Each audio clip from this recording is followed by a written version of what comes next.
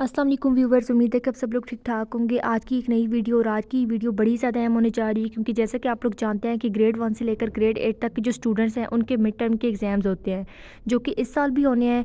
और आपके जो एग्ज़ाम्स हैं वो 8 दिसंबर से स्टार्ट हो रहे हैं और अब आपके पास तैयारी के लिए बहुत कम वक्त बच गया है। अब आप लोगों ने बिल्कुल भी लापरवाही नहीं करनी। डेट शीट, सिलेबस, पैटर्न वगैरह वीडियो में चल रहा है, आप लोग देख सकते हैं।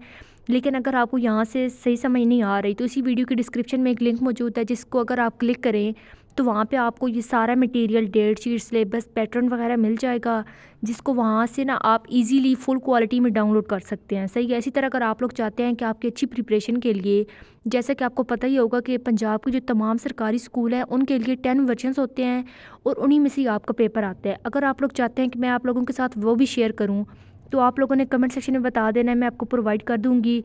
और वीडियो को लाइक और चैनल को सब्सक्राइब करना बिल्कुल भी मत भूलना। मिलते हैं अगली वीडियो में, तब तक के लिए अपना ख्याल रखिएगा। अल्लाह हाफिज़।